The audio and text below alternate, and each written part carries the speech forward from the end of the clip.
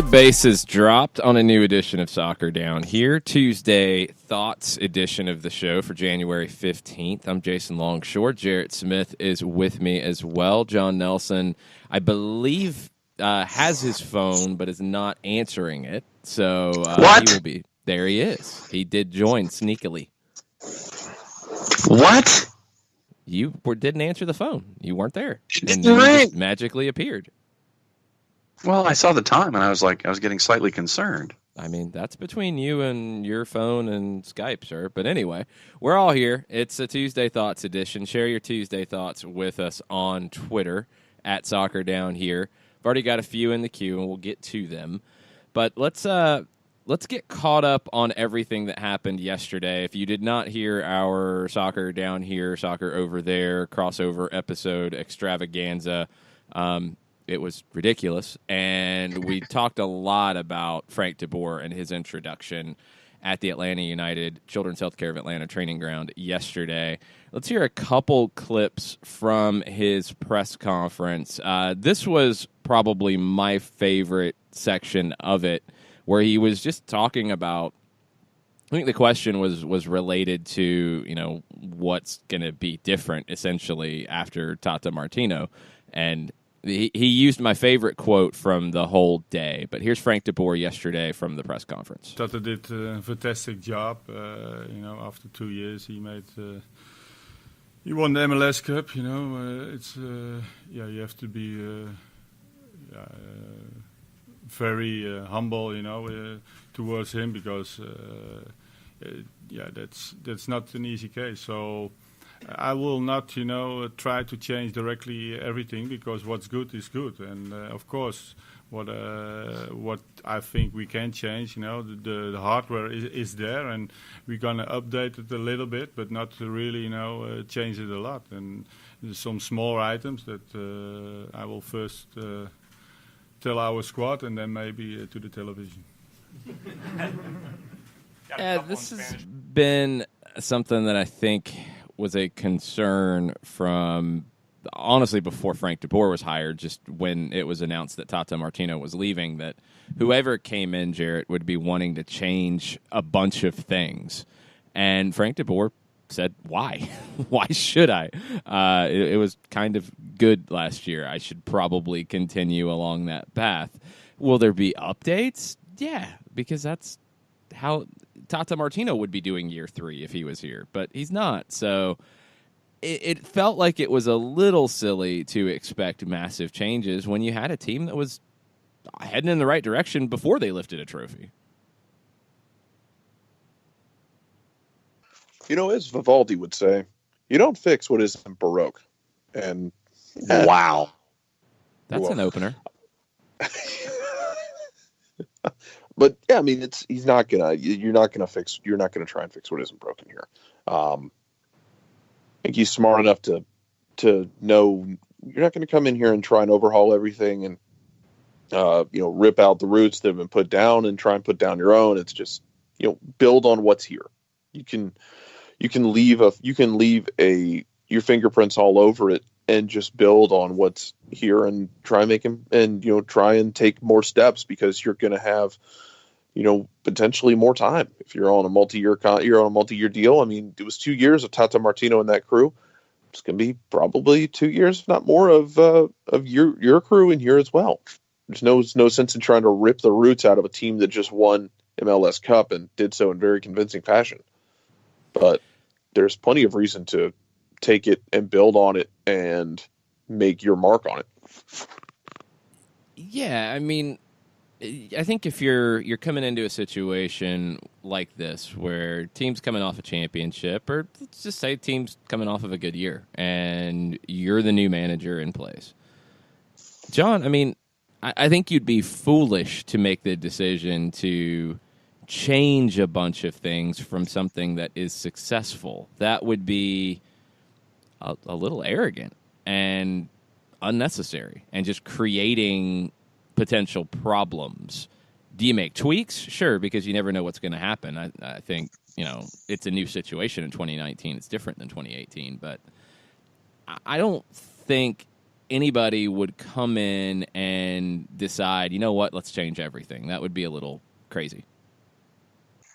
Yeah, and I know that in other sports we've seen head coaching changes, and the head coach wants to sit there and put his own stamp on things. And have those been successful though? I don't know. I can't think of one off the top of my head where somebody said, okay, well, this is going well, but I know better, and I'm going to change everything. I can't think of that situation. I mean, I'm trying to think here locally of our most recent coaching changes. There hasn't been one like this where you're coming in on the back of success that I can remember. I mean, what was our last one in the local area? Probably Kirby Smart replacing Mark Richt. Yeah. No huge dramatic changes there. And you could have said, you know what?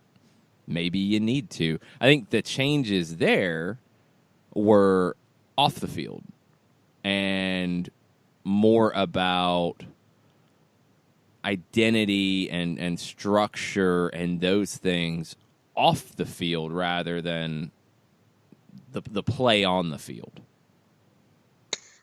And I think, for me, I was trying to think of like the Dallas Cowboys when Parcells or Jimmy Johnson or Barry Switzer came in. And those to me were the examples where it was to maintain a level of success. And depending on who you talk to as to whether or not it was maintained. But you do have coaches who will come in and sit there and say, well, I want things my way, and it doesn't end up well. This is not one of those situations. And you have a head coach in Frank DeBoer who wants to coach. He's just like, look, 80% of the stuff I don't have to worry about now because of the structure that's in place with Atlanta United. And you can tell that if you had Frank DeBoer in a room with moving magnets or a dry erase board, and you wanted to drop an hour with him to try to understand how he wants to do things, I think he would get so engaged and involved in something like that. This is a guy who just wants to come in here and coach and understands that there is a level of success that's already here. And to your point, it would be foolish to blow things up and do things your way. And you get ego involved, and then everything goes to pot. But that's not one of these cases. Yeah, one thing I would say about how he would want to do things, and just something that maybe needs to be, just continually reiterated, because it was the same with Tata Martino. When he came in here, it was, it's going to be tiki-taka. He was at Barcelona, so it's going to be tiki-taka. No. It's like, okay, it's going to be Newell's Old Boys, which is where it started from. It's going to be high press. It's going to be high energy. It's going to be completely verticalidad. Yeah, it was for a while, but not completely, because Tata Martino's an excellent manager, and he adjusted to what he had. And this was something that Frank DeBoer mentioned and has mentioned, I think, consistently as these questions have come up. Why would you shoehorn this team into a 4-3-3, which is what DeBoer has the most experience with? Why would you shoehorn it into that if you don't have the pieces for that to be successful? And Tata Martino made a decision in the postseason that, look, it's about success now, and I have a way I want to play. I have elements of that right now that I will continue with, but I need to make some tweaks to win the trophy, because that's why I'm here.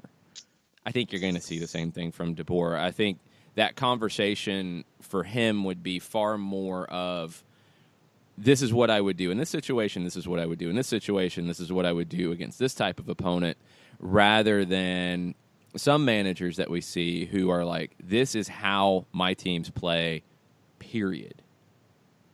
That type of mentality just isn't that successful anymore. I think you have to be pretty flexible. And, I mean, in some ways it's the triple option type of argument, if we're going to take it back to American football, where, if that's what you do and that's all you do, you are extremely limited. If you have a team, if you are only a team that can run the ball 30 times and that's it, not even triple option, just run out of the eye, and that's it. What if the opposition takes that away? What do you do? Good teams figure out a way. It's the same with this. If you're going to press, as we've talked about playing New York Red Bulls, if they want to press you, how do you deal with that? You don't have possession, so they can't press shadows. That's how you deal with it. You always have to have a solution, and I think De Boer is a guy who enjoys finding those solutions and enjoys preparing a team to have all of those different answers. You touched on, John, the issues that he had off the field at Inter and Crystal Palace and all the stuff he had to do outside of just coaching.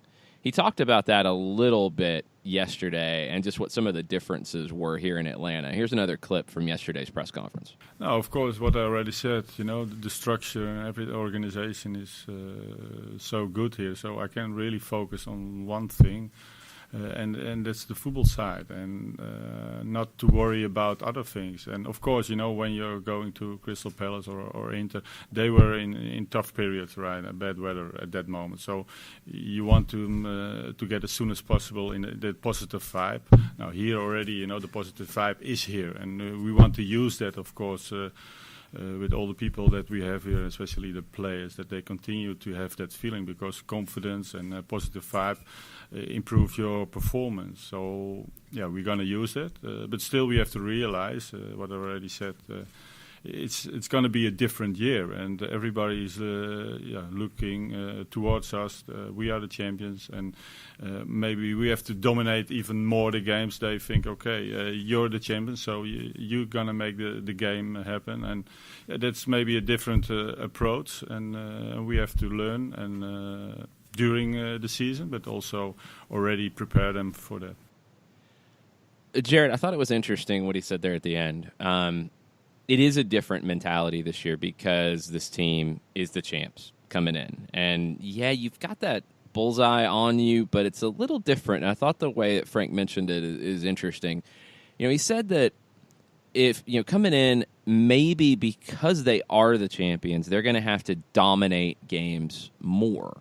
And the way I take that is kind of where he was following it up, and it might be a little bit of translation. You're going to have more opponents in 2019 say, we can't play with Atlanta. We have to sit back. And when he says dominate the game more, I think that's it. You're going to have to carry the play more and make things happen. The opposition's just going to react and not be proactive. I think Atlanta's going to have to be more proactive. That's going to be a really interesting thing this season as teams do decide to say, you know what, we can't match them toe-to-toe. What can we take away from them?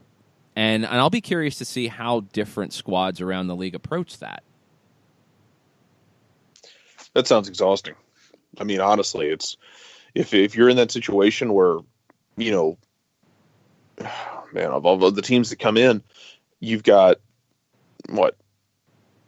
I'd say half of your home games you're having to carry the play.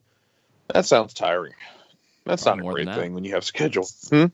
Probably more than that. I'm trying to think of who in the league. Too.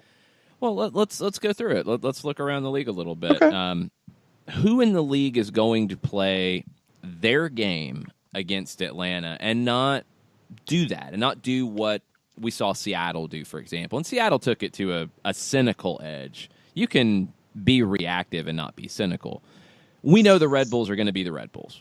They're going to play their game, in theory, and they're not going to change too much. And when they do, it's a bad thing. So they should come in and do that. I think in regular season play, they will come in and do their thing. New York City, we don't exactly know what they're going to be in 2019. I think Dome Tarrant is the type of manager who has a big self-belief, and I don't think he's going to decide, you know what, I got to be completely defensive here. I don't know if that really fits him. Maybe he should be, but I don't think he changes too much. We've seen DC United change their approach against Atlanta.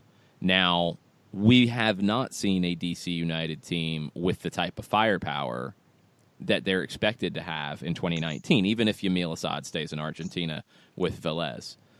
We'll get into that because there could be more negotiating tactics going on here than him actually not going back to DC. But DC United's the team for me, Jarrett, that I could see a different type of challenge in 2019. A full year of Wayne Rooney, Lucas Rodriguez now coming into the mix, Luciano Acosta, and more time to build with Rooney, potentially Assad, if not Zoltan Stieber. Do you consider DC United a contender in the Eastern Conference? Yeah. I'm not saying they're going to win the Eastern Conference, but I think they're going to be in that mix, and I think they're going to be dangerous. It's as tired as they were, and you could see it in the playoff game where they were, they just looked beat. Assuming they don't die from exhaustion like they did last year, yeah, DC's going to be a problem. At least fourth place is where they finished last year. Would you, if right now, your gut reaction, are they higher, lower, or the same? Either right there or third, honestly. Okay. I still think I still think Atlanta and Red Bulls kind of are carrying 1 and 2 in the preseason rankings. If we're gonna do the way too early thing, but that's what we're doing. It's fun. Yeah, no. But after that, how good does Toronto bounce back? How big is Toronto's bounce back? Who else takes steps? I think DC didn't take a step back. A team that finished 4th last year didn't take a step back and said they took a step forward. Who else stepped forward? That's a really good question because I don't think anybody else has. Not at this level of the conference. I really don't. New York City is taking a big step back, and now you're getting quotes from Dome Tarrant that you can't replace David Villa, and I get what he's saying. I understand it. He's a special player, and he was the figure of that team. But man, if I was in the PR side of the club, I would not be happy about that quote coming out. The Red Bulls haven't taken a step forward. They sold Tyler Adams. It was the right move, but they haven't replaced him with anything moving the team forward. Columbus, now you're getting rumors all over Europe about Jossie Zardes being in demand and the Will Trapp stuff. We'll see what happens there. Maybe Montreal, but I don't know if they've taken a step forward to get above 4. I mean, John, what about you? DC United, 4th place in the East in 2018. Did they finish higher, the same, or lower in 2019? They don't finish lower. For me, it's Atlanta United, Red Bulls, and then Toronto and DC. So I'll go because of a full year of Wayne Rooney, and we've mentioned Lucas Rodriguez and Acosta. I'll go DC 3, Toronto 4, but that's going to be interchangeable parts for me. I've got to go DC and Toronto at 3 and 4. I think DC's higher. I do, and I wonder if it's going to be Toronto or the Red Bulls with them, and that's the one I'm not so sure about just yet. We'll have to see. I mean, the rest of the East, I would expect Toronto to play their game against Atlanta United. I don't think they're going to, change things up. They're going to do what they do. This is a veteran team with a veteran manager. I don't expect any big changes. But everybody else, Columbus, new manager, we don't know what their game is yet. Philadelphia, Montreal, we've seen Montreal get very defensive against Atlanta. New England, we've seen them get very defensive against Atlanta. Chicago, they're hard to predict, but we've seen them change what they do against Atlanta at least. They pressed a little bit more in Chicago last year. They didn't quite as much in the second time they faced at Mercedes-Benz. Orlando, I don't know what they are yet. I don't know what James O'Connor is going to make that team. I think you are going to see a lot of teams approach Atlanta a little differently in 2019. And I think Frank de Boer's idea, and really building upon what Tata Martino did as the year went on, and I think just the mentality coming into the year with bringing in Darlington Nagbe and Ezequiel Barco, guys who are strong in possession, I think possession is going to be key. And I think you could see Atlanta United's possession numbers increase again, but they're going to have to make things happen with it because teams are going to give them that opportunity and try to hit Atlanta on the break because that's the way they feel like they can react to Atlanta. Atlanta's going to have to be in control of games with the way they play, but then you're going to have to also produce with that control. And that's always the challenge, and we'll see if Atlanta United's up to it. More on Frank DeBoer, more of your Tuesday thoughts after this. Stay with us. The average time a resume spends on an HR manager's desk is 7 seconds, and most of them are tossed aside. Now imagine if one of those resumes belonged to Yasmin, who was living in a shelter, juggling 3 jobs. I had to be resilient.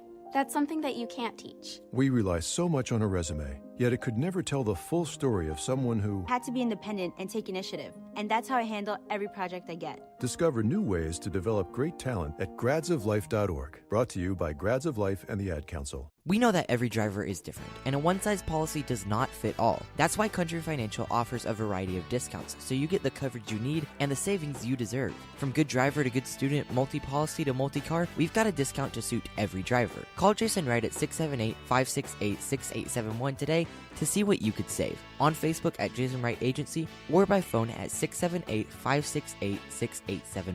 Discounts vary by state. Policies issued by Country Mutual Insurance Company, Country Preferred Insurance Company, or Country Casualty Insurance Company, Bloomington, Illinois. Hey, hon, what you doing with your phone? Taking pictures? No, I'm asking it questions. Like what? Hey, Bobo, do flowers have best friends? I'm sorry. I'm afraid I don't know that. Hey, follow me. I want to show you something. Look, flowers do have best friends.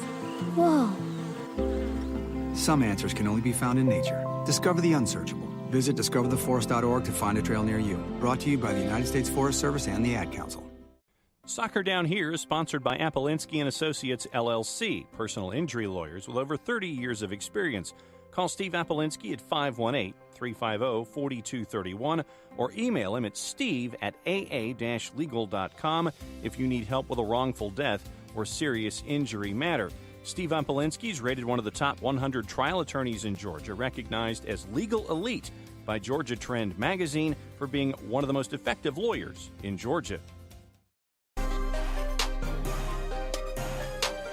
Welcome back. Soccer Down Here, January 15th edition of the show. It's a Tuesday Thoughts edition, and it's always a good Tuesday when we get thoughts from our buddy Gustavo Rodriguez in Buenos Aires. Gustavo's Tuesday Thoughts of Frank DeBoer. There's a bunch of them, and we're going to run through it real quick, and we'll kind of then, go through different points in it. Number 1, more discipline, less joviality, a European flavor. 2, more emphasis on technical aspects, skill development. 3, no player will come from Europe for at least 6 months, mainly Dutch from Ajax or the Eredivisie. 4, more academy starters in Atlanta United's first team. 5, his expertise in European soccer will be very useful for Atlanta United. 6, will keep South American link Tata brought in. 7, prefers a 3-man back line, mostly 3-5-2 and 3-4-2-1. It's as we talk about it, it's kind of semantics as the differences between 3-5-2, 3-4-2-1, 3-4-3. They're all fairly related, and we'll get into that as we go. 8, likes to put forward back line and pull back front line with speed.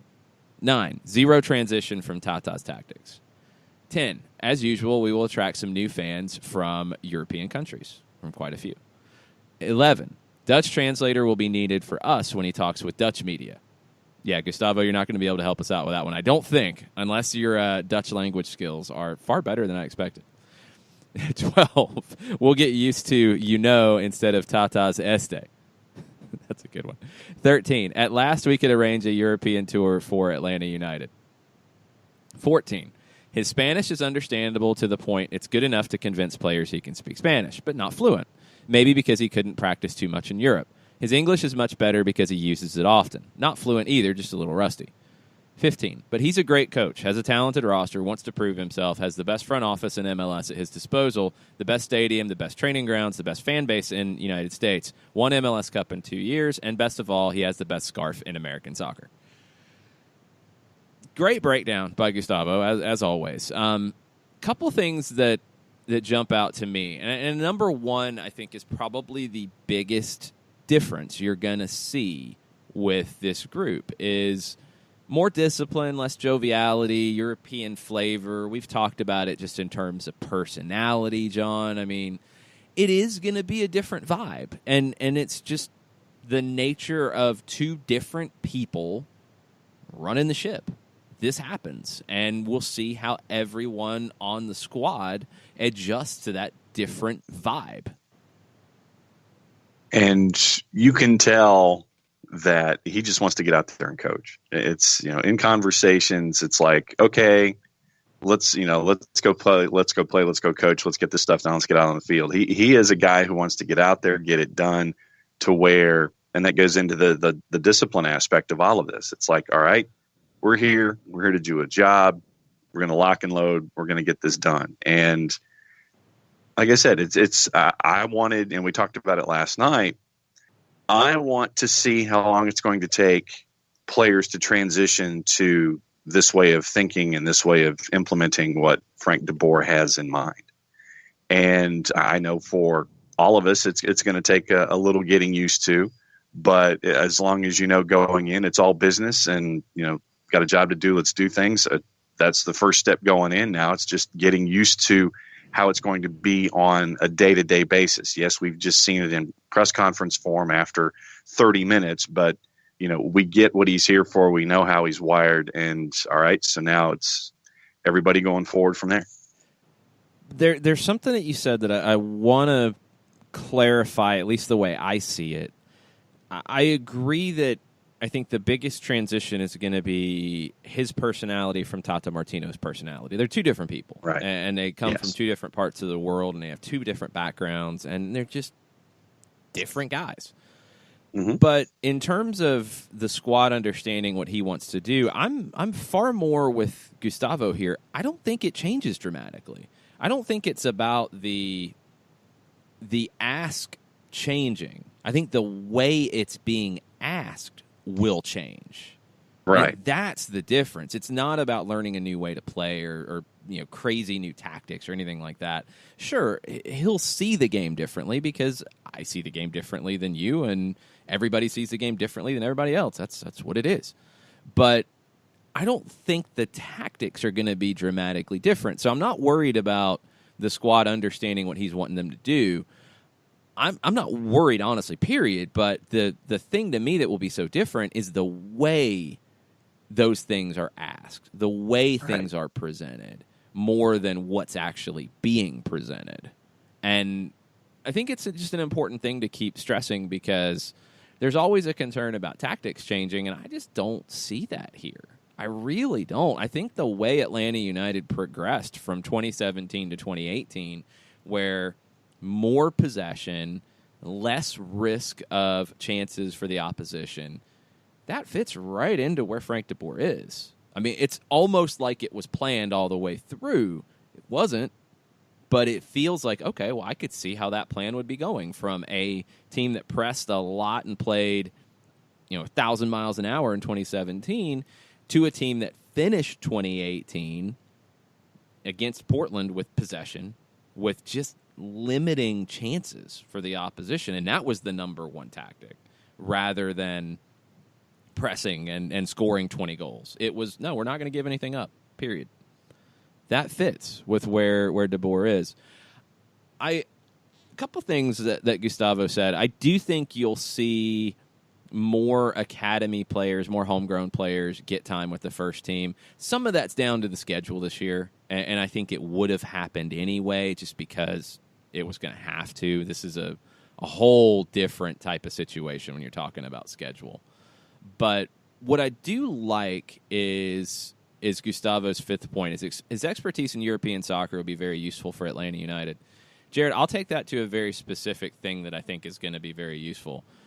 Frank de Boer is used to managing in the Dutch league, where Ajax was the favorite during his time. If they weren't the favorite, they were number 2.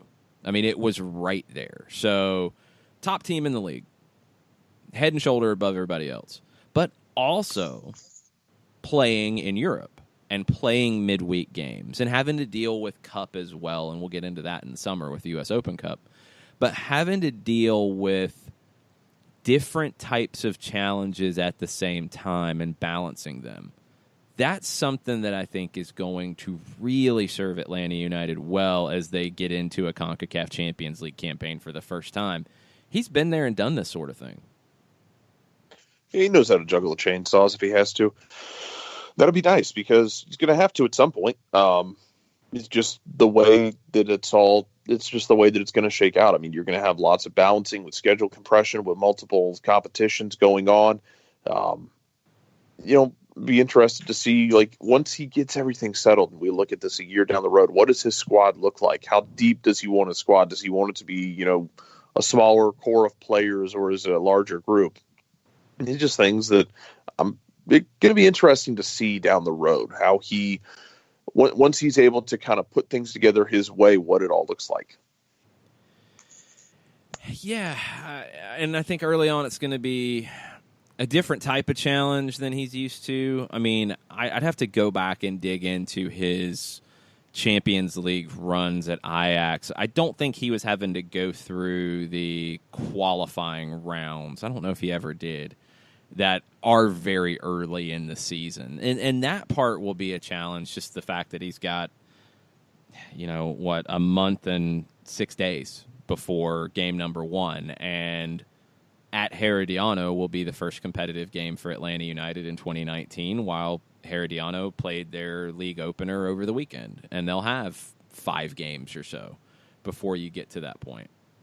That's a different type of challenge. But in terms of balancing minutes in international competition and league play, and especially in the situation Atlanta's in, because it is different. If you're Houston, for example, maybe you don't have as much leeway with league matches, and you feel like you have to get every point you can in the league. Atlanta's in a different situation because they are, in my opinion, the overwhelming favorites in the Eastern Conference. And if you consider that Christian Caceres is a replacement for Tyler Adams, and you won't see a drop off with Red Bulls, okay, they're right there with them. That's fine. But there's a big drop off to the rest of the conference, especially with NYC falling back. So you would expect that, okay, some of the points in the early regular season matches can be made up as the year goes on if you have to rotate your squad. And you also feel like you have a squad strong enough to get points in those early games as well, because it is a manageable schedule early on when you're dealing with this. John, I think De Boer's experience in that is probably unique in terms of managers who have come into MLS in this type of situation. Not many have been through that balancing act of a Champions League and league play, and especially league play where you are one of the favorites every year. And one of the things that caught my ear yesterday was him actually referencing the training staff and how much of a challenge it was going to be for them. And that goes to, for me, my impression and interpretation of his attention to detail. And knowing full well that, yes, these midweek games are going to be a challenge for the athlete, but just as much for the physio staff to make sure that these athletes are ready for whatever match they're called for. And that sequence, if it's multiple matches in a week, to make sure that the staff is ready for it, then the physios are ready, the training staff is there to make sure that the athletes are ready to go. And I thought that was one of the first things that I picked up on yesterday, is that, yes, he's sitting there and going, okay, we have all this competition and we're going to be ready for it. But to actually mention the training staff and the physios, for me, that was what perked my ears up too.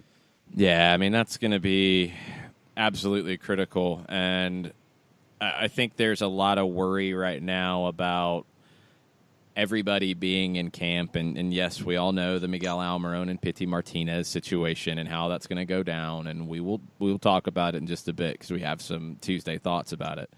But right now, the focus in training is going to be base level fitness. It has to be, with the potential for 7 games in your first month.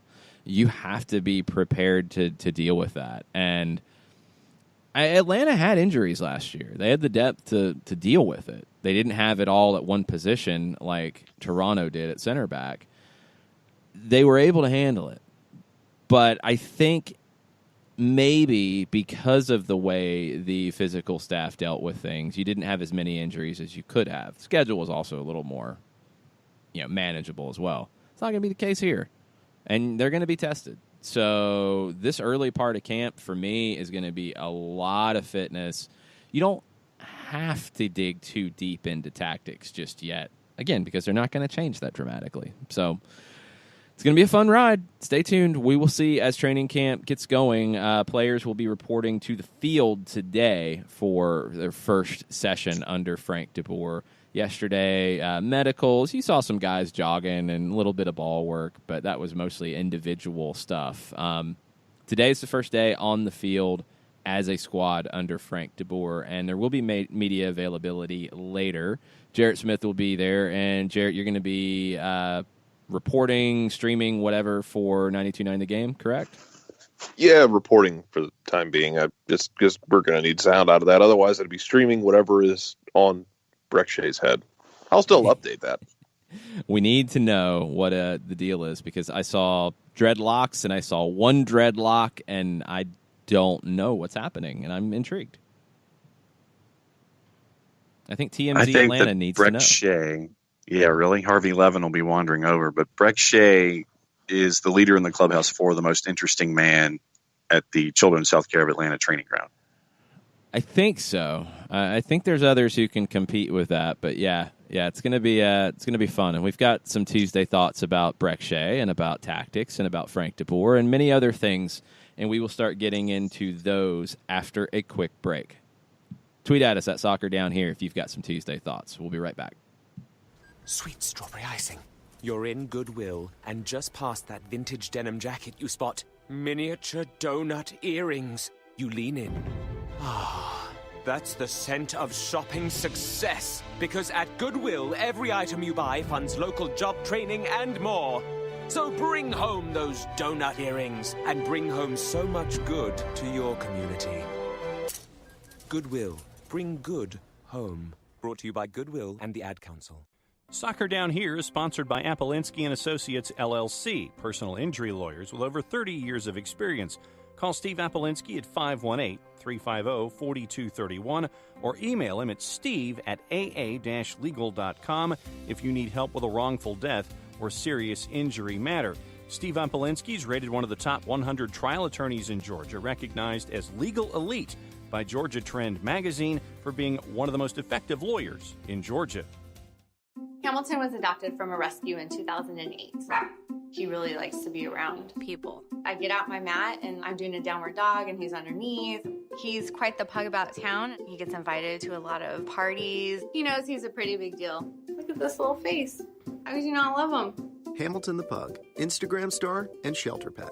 Amazing adoption stories start in shelters. Visit theshelterpetproject.org to find a pet near you. Brought to you by Maddie's Fund, the Humane Society of the United States, and the Ad Council. As a business owner, you know that every year brings new challenges and opportunities. The success of your business demands expertise and focus. And Country Financial can help you keep that focus by helping ensure you have the right insurance protection in place to meet your goals. Jason Wright can help you create a customized insurance plan that has coverages designed just for your business. Give Jason a call at 678-568-6871 or reach him on Facebook at Jason Wright Agency. Coverages vary by state. Policies issued by Country Mutual Insurance Company, Bloomington, Illinois.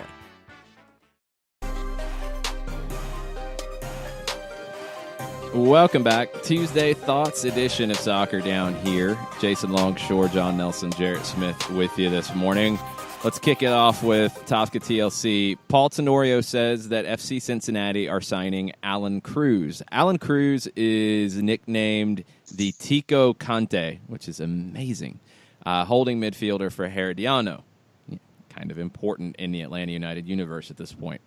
So Tenorio said that Cincinnati is signing Cruz, but they want to keep him until the conclusion of their CONCACAF Champions League efforts.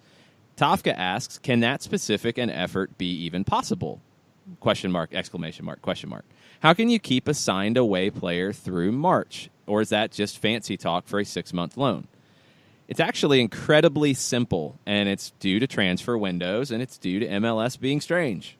The Major League Soccer transfer window right now is technically not open yet. Players can signings can be announced and players can train and all that can happen. This has happened before. But the official transfer window does not open until February 13th. You want to know when it closes? May 7th. That's for incoming players. So it's honestly really simple the way Cincinnati would do that. They would have an agreement with Herediano, and when his time at Herediano is up, when they are eliminated from the CONCACAF Champions League, transfer goes through. That simple. Because the window's open until May 7th. That if Herediano made it to the final, he could play in the final and then be transferred the next day. So that's where you're at. I think this is going to apply in a way potentially for Yamil Asad as well. Now, Yamil Asad has been loaned to Atlanta United by Vélez Sarsfield, loaned to DC United by Vélez Sarsfield, and DC did not pay the amount that Vélez wanted. They've been negotiating. Now, Yamil has said, I don't want to be loaned again. I want to fight for my spot at Vélez Sarsfield. They get back into Argentine Superliga play weekend of January 25th.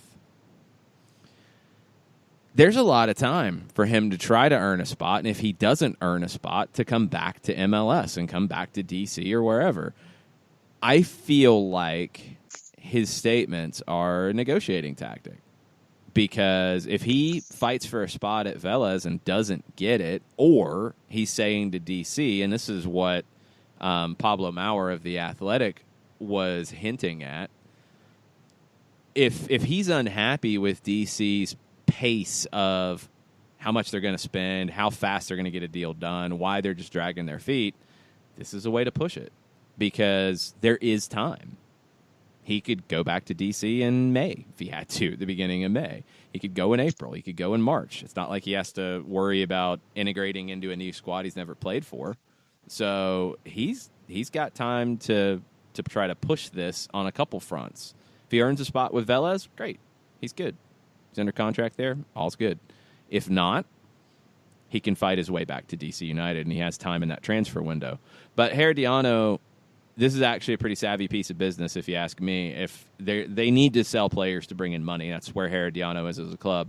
But Alan Cruz is probably their best player at the moment, a guy who's starting to break into the Costa Rican national team. Unless a team is going to offer far more money to bring him in right now, I mean, just a deal that you can't refuse, you would absolutely be negotiating to keep him from an MLS team through CONCACAF, because that window is open till May 7th. I mean, Jared, I think it's what Herediano has to do. Not great for Atlanta United, but smart piece of business by Herediano. We'd ask the same. Yeah, we'd ask the same thing of Atlanta. Is just do smart business, because you do everything you can. I mean, smart business ain't limited to just your team. Not at all, and that's where you're at. You have to keep those transfer windows in mind, because they're not the same. Argentina's is open till February 20th for players going to Argentina, so there's some different time. We talked about it last night on the crossover extravaganza. You know, you have a situation where the transfer window in Europe closes January 31st. If you don't get a deal done on Miguel Almiron, you've got time to loan somebody to Argentina to clear a designated player spot or a roster spot or whatever you need to do. So you have to keep these different windows in mind. I know there's been talk at FIFA's side, at least in Europe, and I think they're far more together with the top leagues than they've ever been.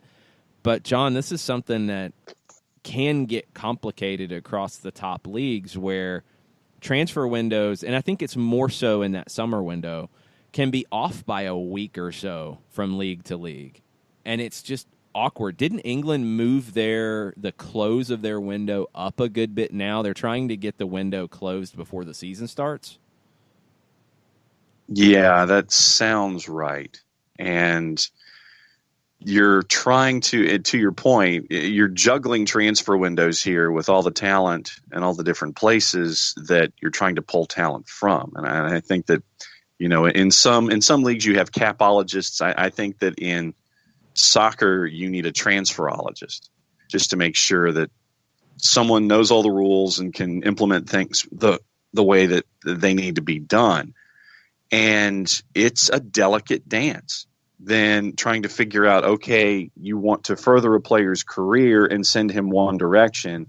It has to be done by a date that is staggered from other places and other dates. And it's trying to look out for your best interest in business. It's trying to make sure that you do good business, but at the same time, you're not shooting yourself in the foot trying to make something happen because of a transfer window that isn't uniform. And so it is definitely a delicate dance, especially when you're trying to work with both South America and European teams with what's going on from now until, especially if you include the United States, early May.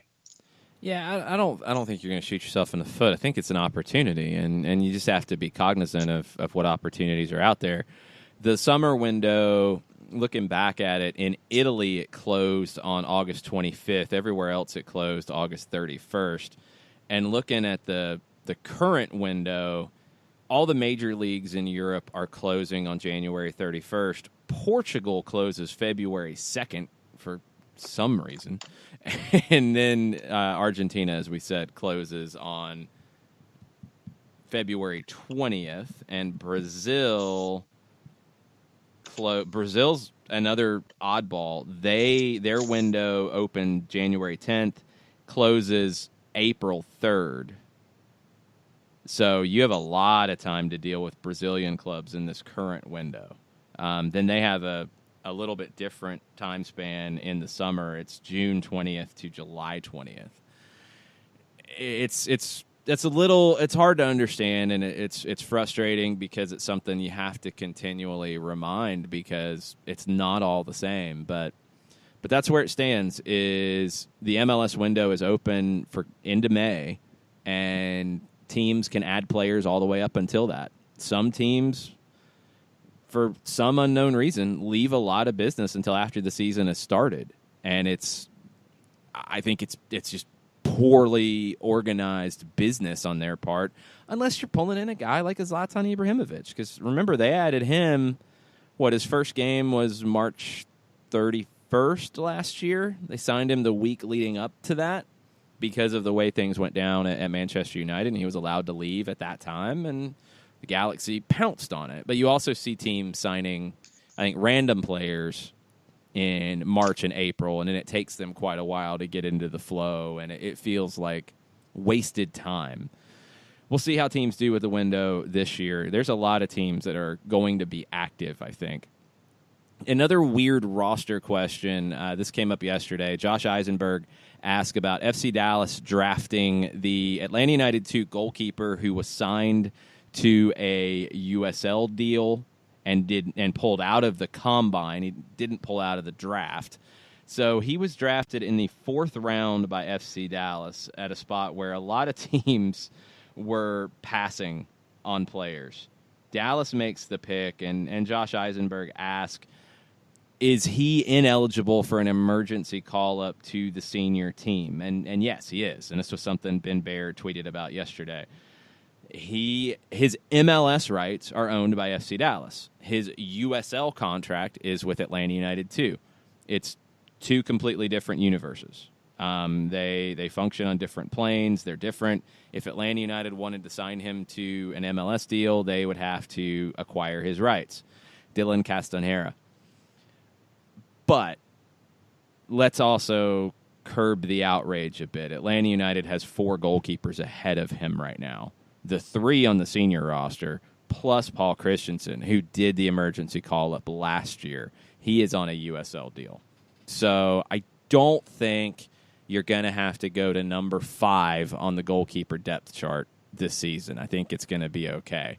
And another thing that factors into this, too, Dallas drafted him. They have his draft rights for 2, or they have his MLS rights for 2 years. That's it. Now, we'll see. The only thing, John, that I think maybe could come out of this, and I'm not expecting it, he could go to camp with Dallas if he wanted to see if he made their team. He could sign an MLS deal with Dallas, and then they could loan him to their USL team, which is in USL League One. Seems a little unlikely since he agreed to sign a USL deal with Atlanta United too, ahead of seeing who drafted him. Yeah, it's. I will admit that my head has been on a bit of a swivel trying to figure out. There's no reason. There's no reason to worry about it to that degree. Trust me. You're talking about a fifth-string goalkeeper. Like, that's where you're at. So, Dallas, I think Dallas, instead of passing on the pick, grabbed a guy that maybe they might get a few $1,000 in allocation money if Atlanta United said, yeah, we really like this kid. We're going to sign him to an MLS deal. I just don't expect that to happen. Yeah, it's not that big of a deal. I think we've blasted way too many brain cells. No, just letters on Twitter about it because it's not that important. It's not that big of a deal here. He's gonna take the opportunity that he feels like is the best for him, and I think by signing a USL contract with ATL UTD2 ahead of time, he already made that decision. So. I don't know. I think it's a lot about nothing, and it's probably not going to be a big deal in maybe a few hours. Hopefully, we'll see what happens. All right, let's take a break, come back, wrap up hour number 1 with a few more of your Tuesday thoughts after this. The average time a resume spends on an HR manager's desk is 7 seconds, and most of them are tossed aside. Now imagine if one of those resumes belonged to Yasmin, who was living in a shelter, juggling 3 jobs. I had to be resilient. That's something that you can't teach. We rely so much on a resume, yet it could never tell the full story of someone who had to be independent and take initiative. And that's how I handle every project I get. Discover new ways to develop great talent at gradsoflife.org. Brought to you by Grads of Life and the Ad Council. We know that every driver is different, and a one-size policy does not fit all. That's why Country Financial offers a variety of discounts, so you get the coverage you need and the savings you deserve. From good driver to good student, multi-policy to multi-car, we've got a discount to suit every driver. Call Jason Wright at 678-568-6871 today to see what you could save. On Facebook at Jason Wright Agency or by phone at 678-568-6871. Discounts vary by state. Policies issued by Country Mutual Insurance Company, Country Preferred Insurance Company, or Country Casualty Insurance Company, Bloomington, Illinois. Hey, hon, what you doing with your phone? Taking pictures? No, I'm asking it questions. Like what? Hey, Bobo, do flowers have best friends? I'm sorry. I'm afraid I don't know that. Hey, follow me. I want to show you something. Look, flowers do have best friends. Whoa. Some answers can only be found in nature. Discover the unsearchable. Visit discovertheforest.org to find a trail near you. Brought to you by the United States Forest Service and the Ad Council. Soccer Down Here is sponsored by Apolinski and Associates, LLC, personal injury lawyers with over 30 years of experience. Call Steve Apolinski at 518-350-4231 or email him at steve@aa-legal.com if you need help with a wrongful death or serious injury matter. Steve Apolinski is rated one of the top 100 trial attorneys in Georgia, recognized as legal elite by Georgia Trend magazine for being one of the most effective lawyers in Georgia.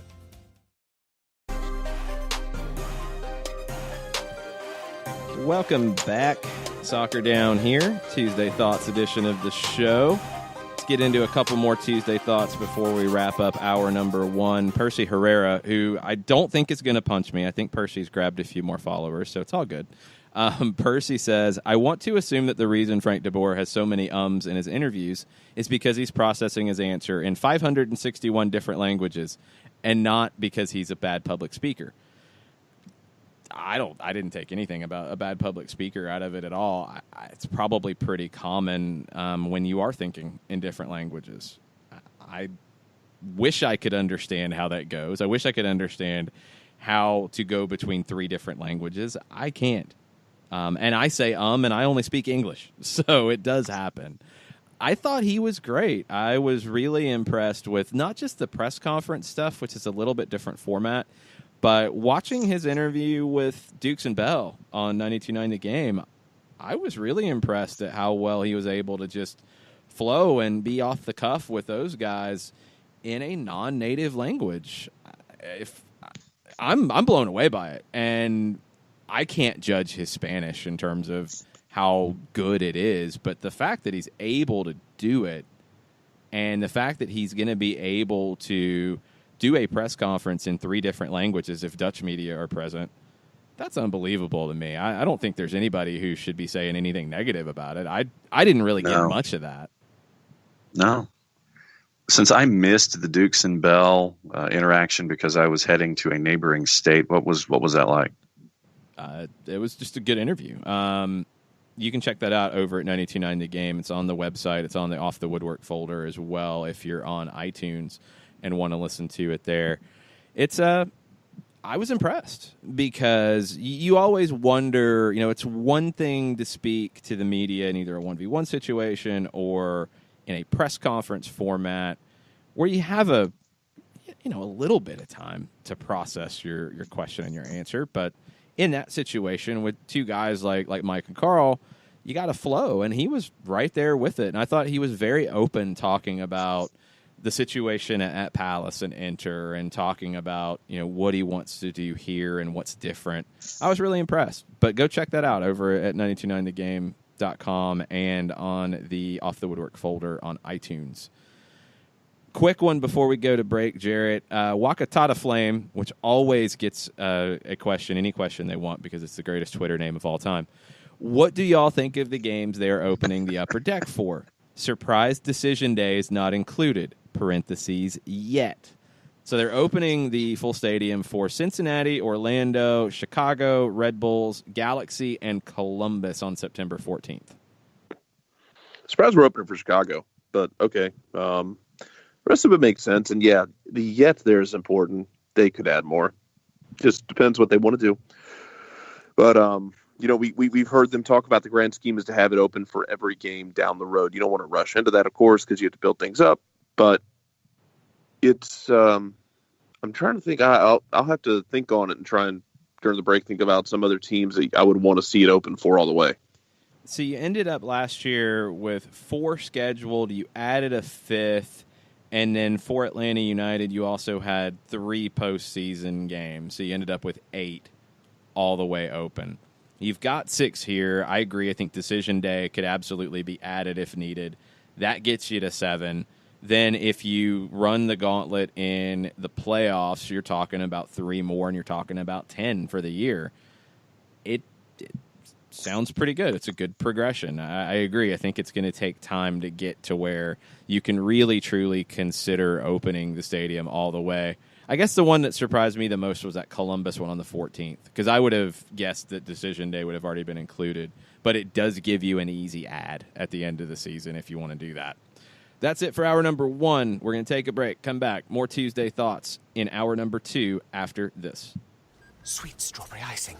You're in Goodwill, and just past that vintage denim jacket, you spot miniature donut earrings. You lean in. Ah, that's the scent of shopping success. Because at Goodwill, every item you buy funds local job training and more. So bring home those donut earrings and bring home so much good to your community. Goodwill. Bring good home. Brought to you by Goodwill and the Ad Council. Soccer Down Here is sponsored by Apolinski & Associates, LLC, personal injury lawyers with over 30 years of experience. Call Steve Apolinski at 518-350-4231 or email him at steve@aa-legal.com if you need help with a wrongful death or serious injury matter. Steve Apolinski is rated one of the top 100 trial attorneys in Georgia, recognized as Legal Elite by Georgia Trend magazine for being one of the most effective lawyers in Georgia. Hamilton was adopted from a rescue in 2008. He really likes to be around people. I get out my mat and I'm doing a downward dog and he's underneath. He's quite the pug about town. He gets invited to a lot of parties. He knows he's a pretty big deal. Look at this little face. How could you not love him? Hamilton the Pug, Instagram star and shelter pet. Amazing adoption stories start in shelters. Visit theshelterpetproject.org to find a pet near you. Brought to you by Maddie's Fund, the Humane Society of the United States, and the Ad Council. As a business owner, you know that every year brings new challenges and opportunities. The success of your business demands expertise and focus. And Country Financial can help you keep that focus by helping ensure you have the right insurance protection in place to meet your goals. Jason Wright can help you create a customized insurance plan that has coverages designed just for your business. Give Jason a call at 678-568-6871 or reach him on Facebook at Jason Wright Agency. Coverages vary by state. Policies issued by Country Mutual Insurance Company, Bloomington, Illinois. You're listening to Soccer Down Here daily on SDH Networks, a division of OSG Sports. Find us at Soccer Down Here on Facebook and Twitter. The time is now the top of the hour. Peep, y'all.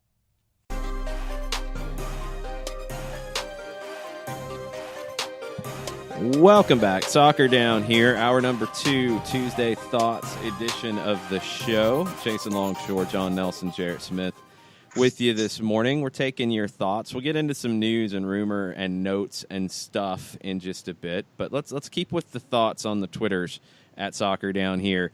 Shiva with a question. Do you think the asking price for Miggy is high?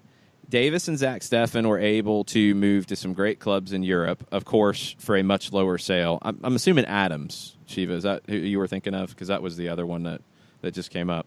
But would their successful move discourage players from wanting to come to Atlanta?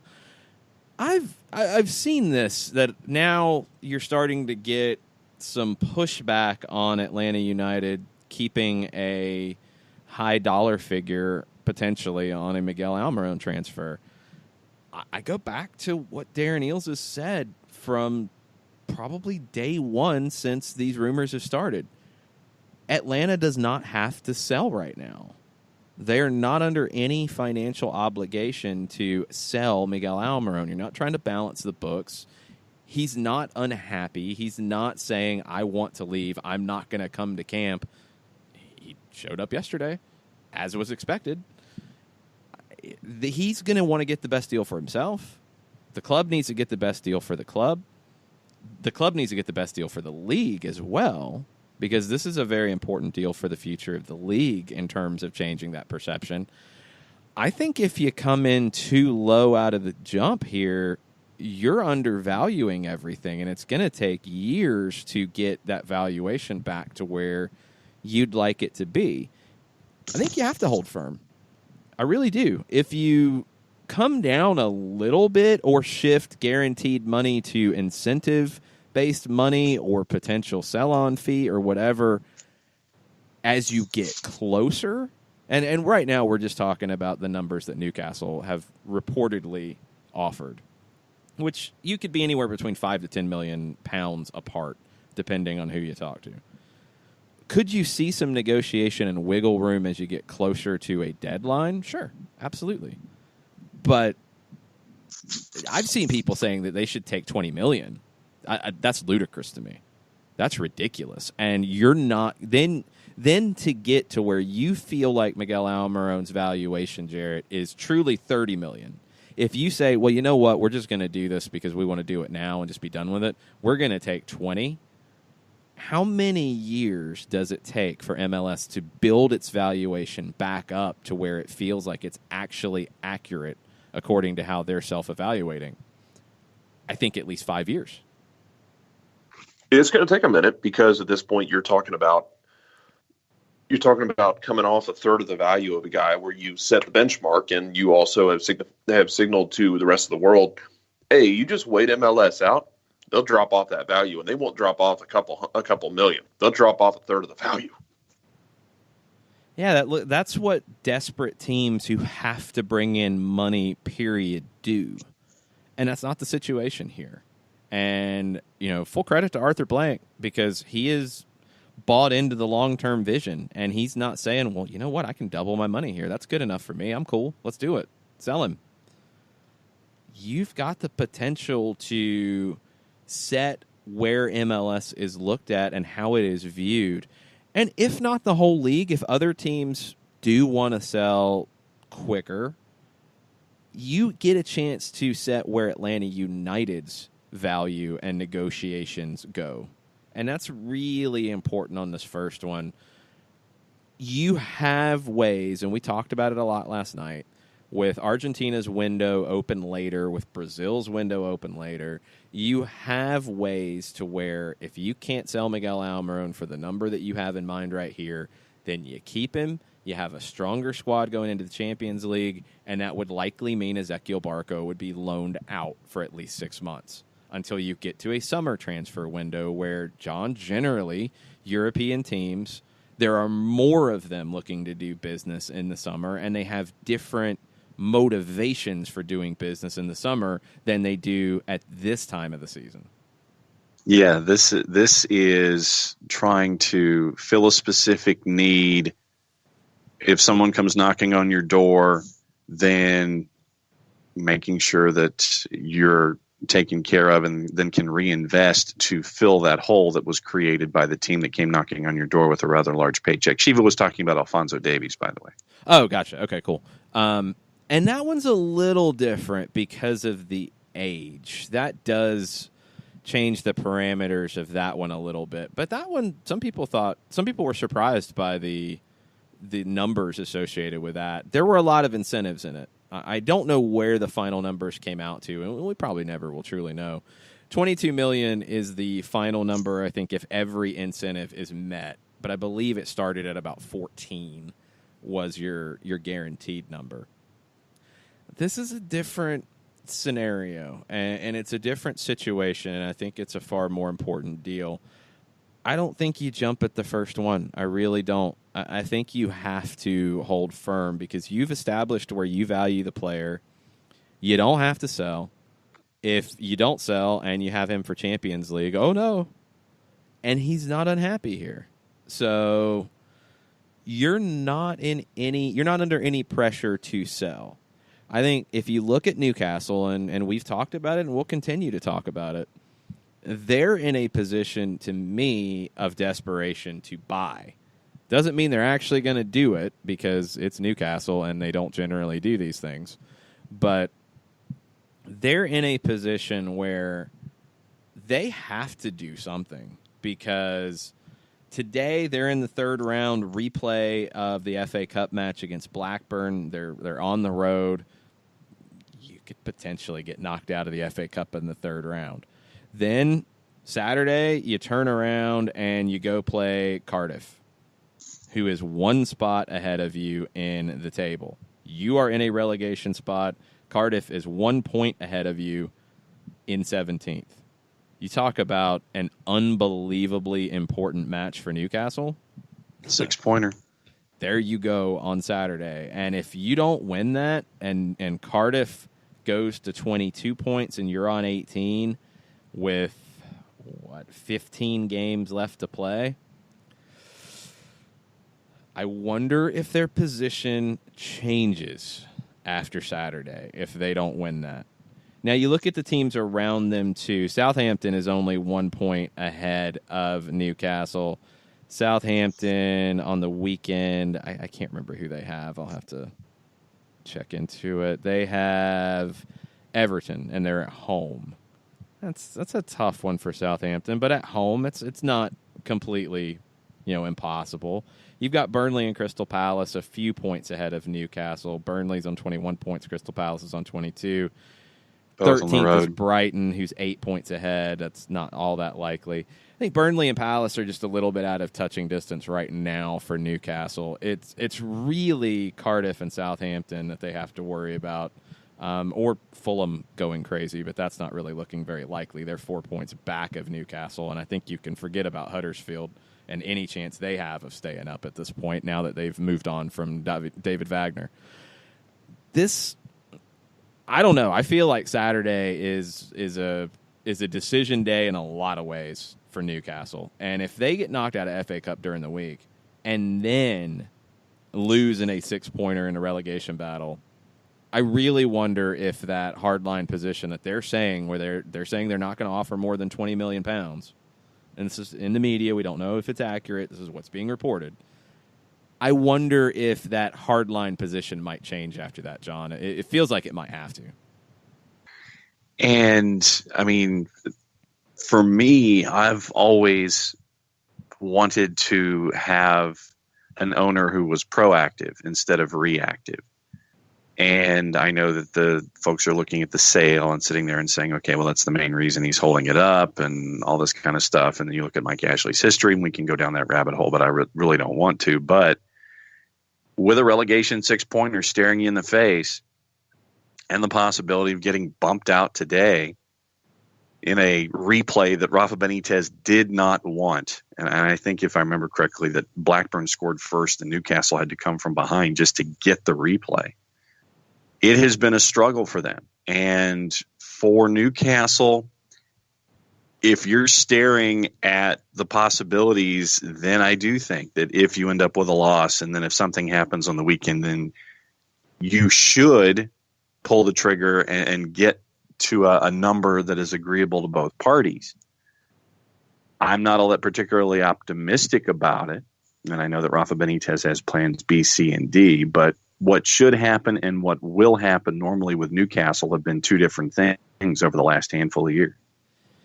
Yeah, we'll see what happens, what it could force. What would be very interesting is if this week another club emerges in the Miguel Almiron sweepstakes. Real Betis had kind of been that club, but they've moved on. That dovetails with an interesting piece of news from this morning with another team that has been linked to Miguel Almiron in the past, in the very recent past, West Ham.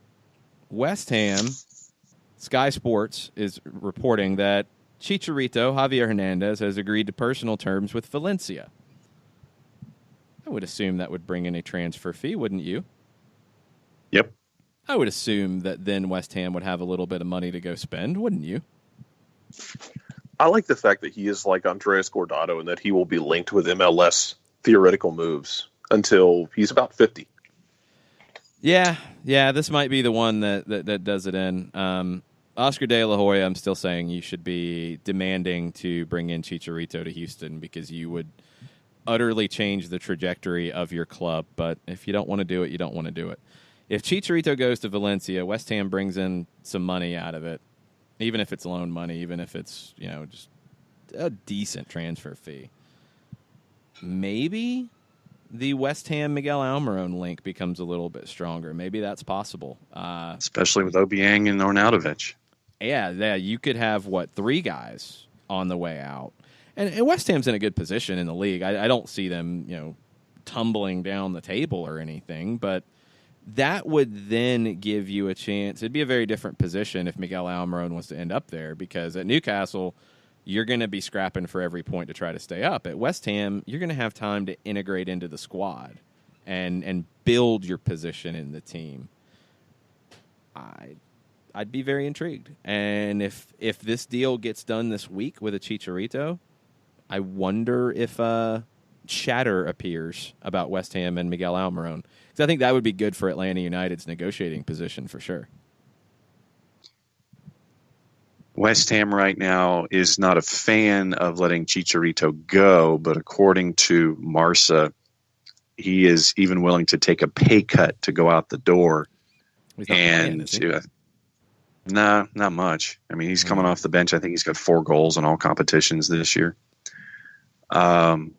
But he wants out, and they have, if I remember, it was £16 million that they paid Leverkusen 2 summers ago to bring him in. So that's the numbers that we're looking at when it comes to Chicharito. But, I mean, for me, I would look at Obiang and Arnautovic, and I still think my money, if I was to put it, it would be on West Ham to come from the outside to get it done. Well, if they clear some room and bring in some money to spend, that would be the very interesting play. So stay tuned. I wonder if our favorite sources in England will have things to say as the week goes on. Josh Eisenberg about a 3-man back line, playing off of Gustavo's tweet from earlier. 3-man back line favors Brek Shea. I think people are going to be surprised by how many minutes he gets out on the wing. 2 people with the biggest chips on their shoulder, Brek Shea and Frank de Boer. I agree. I've said it since the deal was done. This will be the best team that Brek Shea's played on probably ever in his professional career. His early teams at Dallas were good. Then he went to Stoke, and it was not good. And he was loaned out in England, and it was not good. And then he came to Orlando in their first 2 expansion years, and it was not good. And he's been in Vancouver the last 2 years, and it was not good. This is a very different situation, and we know the guy's talented. We know what he brings to the table from a technique standpoint. you put him around a team like Atlanta United, I think you could see a Breck Shea really thriving, and you could get a lot out of him. And his versatility, whether it's a 3-5-2 and he's playing as a wing back, whether it's a 4-man back line and he's playing as a left back or on the left wing, even off the bench as a center forward, because we've seen it, his height could come into play there. I think it's one of those signings of a veteran player that could go under the radar but could be a big factor for Atlanta United as the year goes on. I mean, Jared, how many games are you expecting to see Breck Shea in 2019? Way more than most people were comfortable with at the start of 2019, but they'll get more comfortable with over time when he plays well. Is that a decent enough answer? I don't know. Yeah, no, that works. Okay. I could see him 20 to 25 games. Yep. I think that's realistic. I think he played, and that I could see him start 20 games, maybe even up to a little bit more than that in all competitions, but around 20 starts is kind of where my head would be. Generally, last couple of years, it's been around 30 games, 15 starts has been what he's done in Vancouver. So, Percy Herrera reminded me of the funniest point from Frank de Boer's interview with Dukes and Bell. He talked about when he went to Inter how he started to learn Italian and wanted to put that work in to learn Italian to be able to speak to the local media. And after he was fired, he was so mad that he doesn't want anything to do with speaking Italian at all. He doesn't want to even try. He doesn't want to build on what little bit he was able to learn. He doesn't want to even go from there because he was so mad about getting fired. He doesn't want to speak Italian. I wonder if he goes to Italian restaurants, though. Like, is he like that anti? Is he not going to go to a nice Italian restaurant? Well, wouldn't he speak English, though, to order? Well, I'm not talking about him ordering. I'm just saying, is he that mad at Italy? Would he be mad at Nick Alifi? Would he be mad at the garlic bread? Oh, see, for what there happened? You go. See that? Nick, there's your show right there. No, I think when Nick would say he's a Milan fan, not an Inter fan, and he says all the horrible things about Inter that we've heard off the air, then I think he would be Frank de Boer's best friend, and I think it'd all be good. Yeah, that was one of the highlights from the Dukes and Bell interview. There's a 1v1 for you right there, Alifi and de Boer. Alifi can't stand Inter, so it would be just fine. It would be just fine. Frank also spoke with our friend Doug Robertson of the AJC yesterday on Southern Fried Soccer podcast, and Ben Hall shares a little bit with us. He said in the Doug Robertson interview, Frank de Boer said he prefers to play the 4-3-3. His regular mentions of the 3-5-2, 5-3-2 seem to be driven by Tata's pragmatism during the MLS Cup run and what it yielded. Ben, what I would disagree with on that is the 4-3-3 is the base, and that's your standard base from Ajax and the way the game is taught. And 4-3-3 can also go 3-4-3 very easily in the Netherlands, and it's common to grow up in that type of system. The 3-5-2, 5-3-2, he's played it a good bit too before anything about Tata Martino and that pragmatism during the MLS Cup run. I think he has mentioned in some interviews that he does understand, hey, the team was really comfortable playing in this shape, and it worked well in the postseason. And, yeah, there's a very good chance that we use it. But I don't think it's completely out of his toolbox to go there because, if I'm not mistaken, at both Inter and Crystal Palace, he thought that was the best way to start out and build what he was trying to build, was to start with 3 center backs and gradually go from there. I could easily see the same here just because it can be a more pragmatic way, as we saw in the postseason, but also this team specifically is comfortable playing it. So I think it works even better. If I remember correctly, at Crystal Palace, they did not really understand how to play it, and the players never adjusted to it, and it was a problem for them. Yep. So here that would not be the case. And then, according to de Boer in the interviews that he gave after he was sacked, the last match that he was boss at Crystal Palace against Burnley, he admitted in this, I think it was a 10-minute sit-down, that he had to dial things back. And in that Burnley match, things were starting to go forward a little bit from his perspective, but that was the last match, and then that was the last that there was any kind of Frank DeBoer influence at Crystal Palace. And it's like, okay, I think things are happening, and then they sack it. Yeah, before we go to break, Gustavo chimed in as well on this, and I think it's a great point. He said, I think he could use whatever he needs, but he still prefers the 3-back line, and now he has the players to use it. He failed in other clubs because he lacked the roster to do it.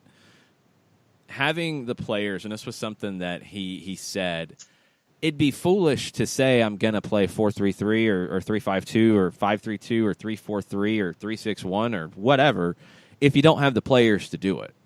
And that's the way the modern game is now. It's not about coaches saying, I play 3-5-2 and that's it.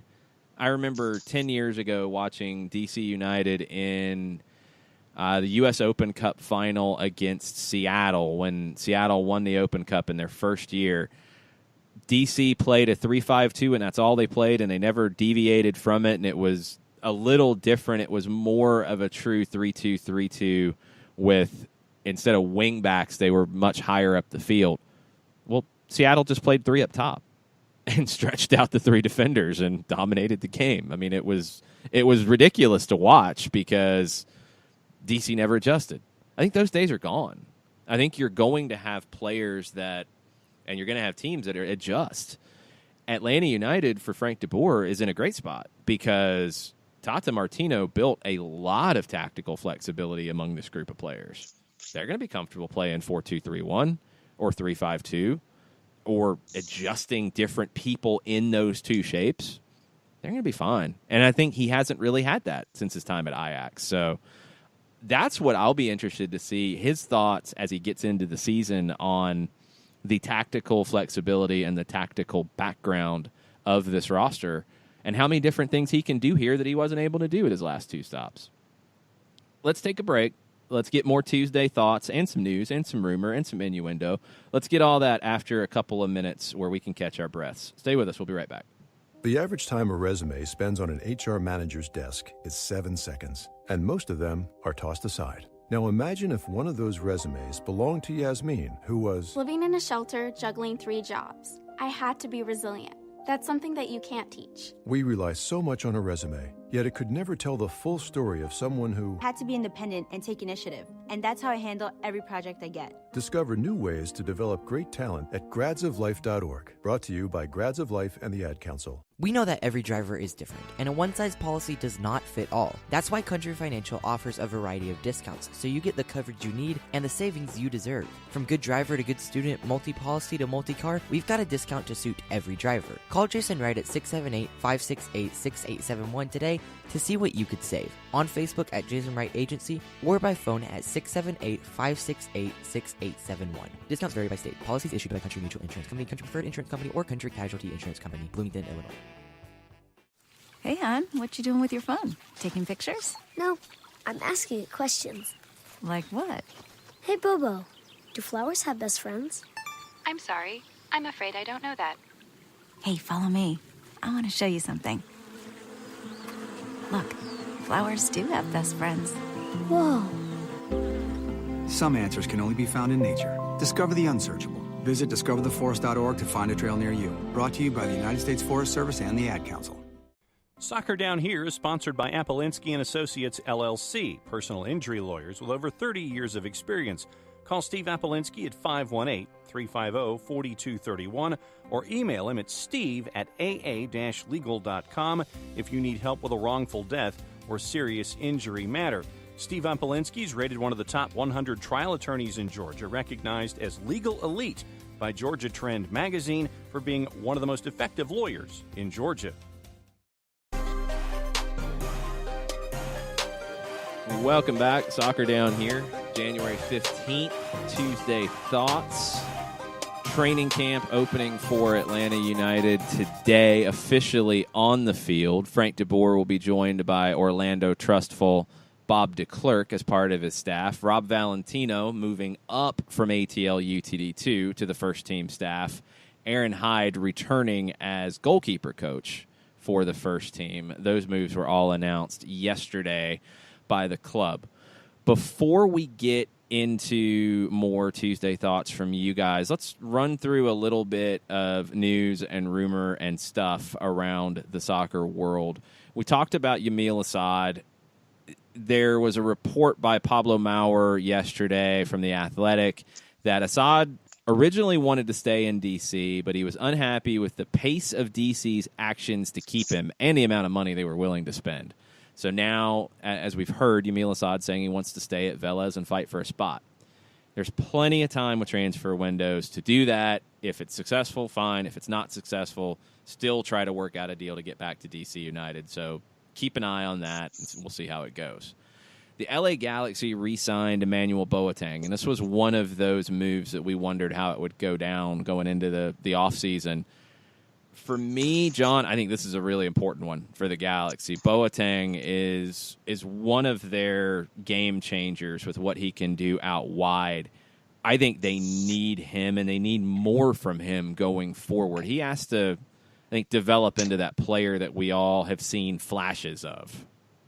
Yeah, and I think in a year where the Galaxy, because of the new playoff format, even at its base, that you've got that opportunity and you can get into the playoffs, you can make a run, but you're going to need that kind of impact from those kinds of guys to just reinforce what you want to do. And, you know, for someone who has, I think it's 8-12 in 3 years, something like that. I mean, there's something there. And it was only 2 goals last season that he had in almost 30 appearances. I think that he's one of the guys that you have to sit there and look at and go, I know what I want to expect from my 4/3 DPs. He's one of the guys on that second level that you can sit there and say, okay, I need more out of you because our aspirations are to get back into the playoffs, make a big run, and we need the depth, especially with, you know, Zlatan not getting any younger and the whole playing on turf thing. So you're going to need guys to fill a hole. And I'm looking at a guy like Boateng to be that guy where the West will be, I'm thinking it's going to be fairly hyper competitive. And to have the depth of a guy like this can help you get a lot further along than you were last year. Okay, something we talked about last week with Leeds United and Derby County. This is continued on. Marcelo Bielsa said, we talked about it on the show, about an unnamed Leeds United individual from the club who was trying to watch what was going on with Derby County's training session on Thursday, January 10th, the day before the two teams were set to face. And Marcelo Bielsa afterwards said, "Yep, I did it. I was involved. That was me. Don't blame anybody else. Yes, I did it." Today, the EFL released a statement and said the EFL has today written to Leeds United requesting their observations in regard to an incident that took place in the vicinity of Derby County's training ground on Thursday, January 10, 2019. Vicinity? Well, it wasn't in the training ground. Remember, the guy had the pliers, but he didn't have to use them. He was outside. It follows a complaint from Derby County who alleged that an individual, acting under the instruction of Leeds United, sought to observe a private training session the day before the two clubs were due to meet in the Sky Bet Championship. The EFL has now determined that it is appropriate to consider this matter in the context of a number of EFL regulations, whilst also noting that the alleged actions appear to contravene the club's charter that all EFL clubs agreed to in summer of 2018. The decision to progress this matter to a formal investigation comes as a result of the club's manager, Marcelo Bielsa, admitting to instructing an individual to undertake the acts being complained of in a television interview broadcast on Sky Sports on Friday, January 11, 2019. The Football Association has also confirmed that they are considering the same matter in line with its own rules, and the EFL will work with its FA counterparts to ensure that any potential action taken does not prejudice those investigations being undertaken. I don't know the club's charter with the EFL. I don't know the regulations that are potentially broken here. I would assume they would mostly have to do with ethics, would be my guess. I'm not 100% sure. Stay tuned. We'll see where this goes. But, Jarrett, what do you think's going to happen here? I don't know. Slap on the wrist. I don't know if England knows how to. I don't know. I shouldn't say I don't know if England knows how to deal with these things. I don't know how they're going to react to this. This is going to be really impressive to watch because it's one of those things where I think in American sports we look at. I believe he would do that. That's just the worst. And be like, is it though? Is it? Well, here's what he said in part of that review. He says, quote, "I would accept any sanction the club takes against me and any sanction the Federation takes against me and also the judgment of Derby County. This episode affects me. Of course, the win is important. The only thing I'm going to apologize for is to have contaminated a football game with this subject. If I was a child, I would say I won't do it again, but I wouldn't feel right responding like this and would lose credibility." There's a few more things he said that are interesting. He said, it's true there was someone from Leeds United. This was before the game. He said, it's true there was someone from Leeds United. The person responsible of this incident is me. I am responsible for it. There's some decision that I need to give. It doesn't matter if this is illegal or legal or if it is right or wrong. For me, it's enough that Frank Lampard and Derby County felt it was not the right thing to do and that I didn't behave well. Yesterday, I talked to Frank Lampard, and he told me that I didn't respect the fair play rules. I have a different point of view on it, but the important thing is what Frank Lampard and Derby County think. I am the only person responsible for it because I didn't ask the club Leeds United permission to do that. Without trying to find a justification, I've been using this kind of practice since the qualifications for the World Cup with Argentina. This is not illegal.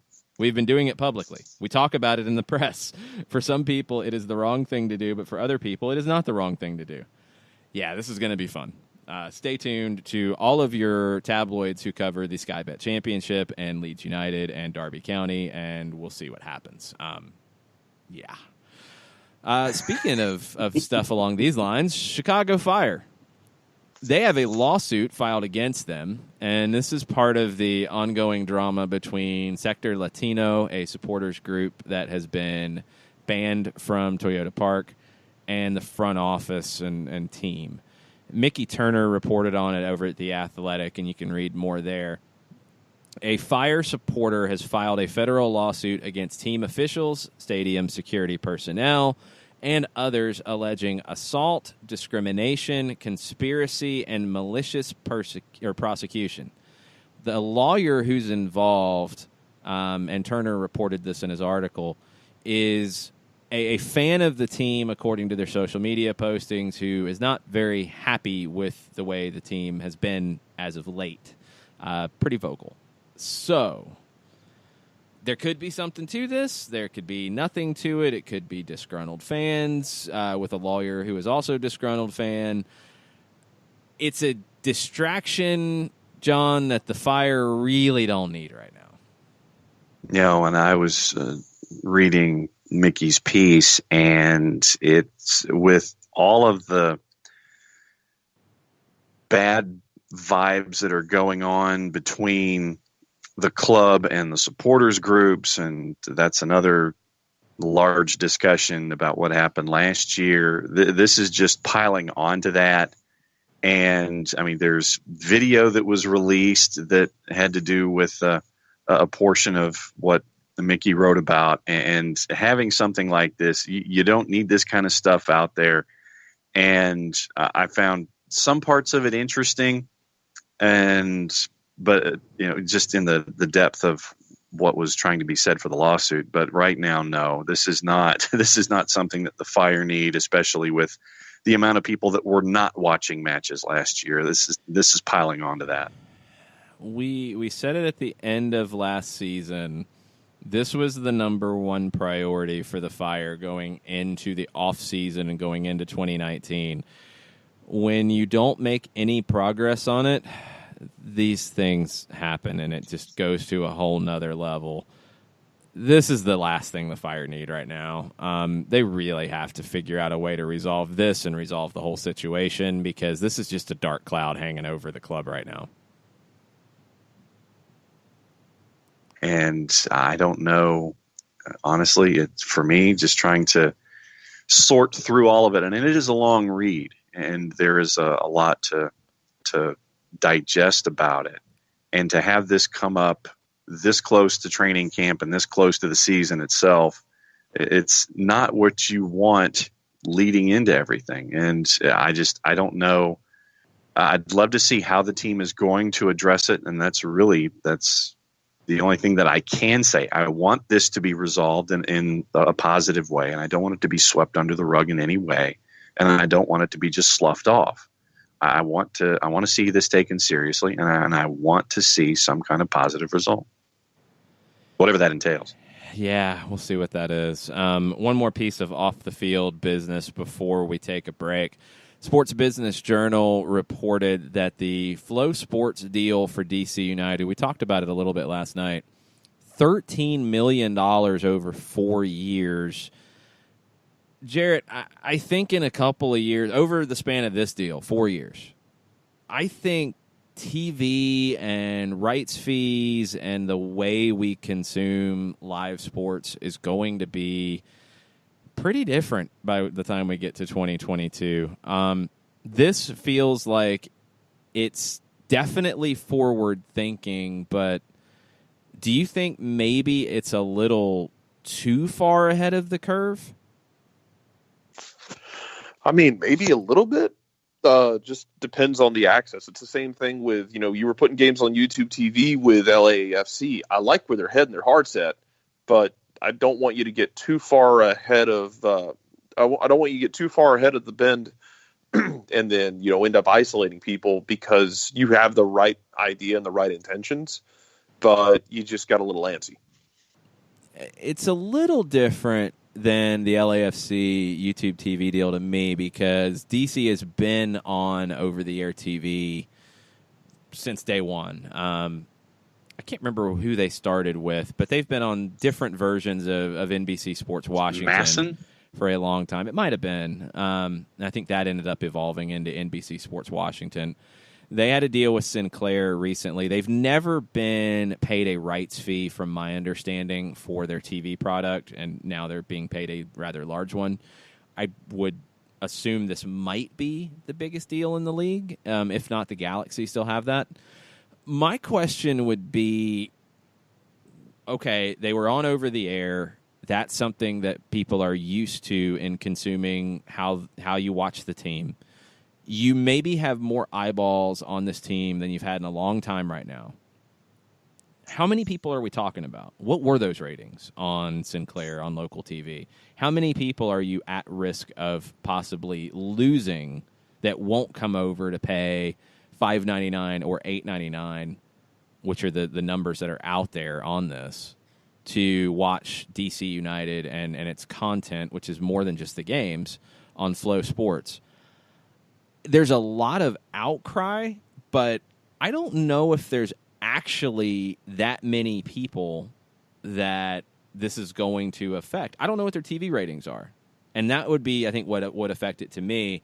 If they're huge over the air, then I'd be a little more concerned about this deal. But if Sinclair's not willing to give any money for the rights, I would assume that the ratings aren't that big.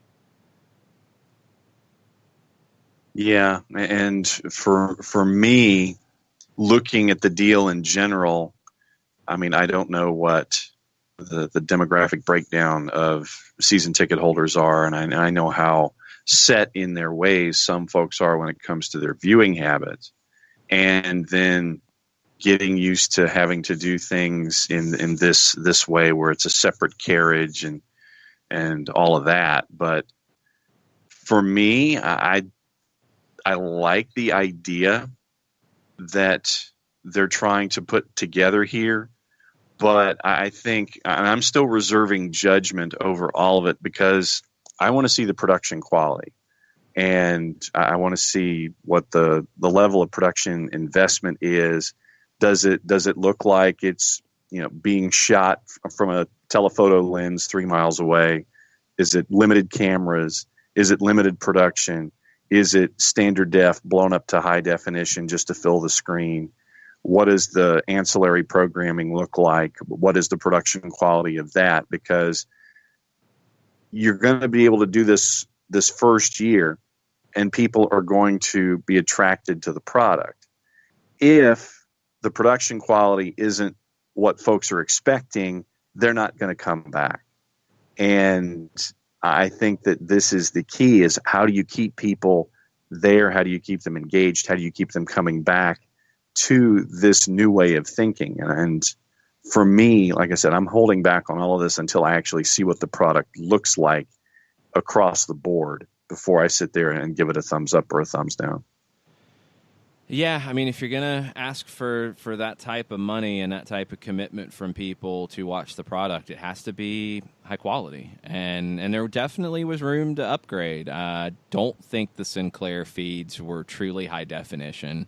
They didn't have Spanish language local audio. You are going to have both of those things here, along with a lot of additional programming that just didn't exist before.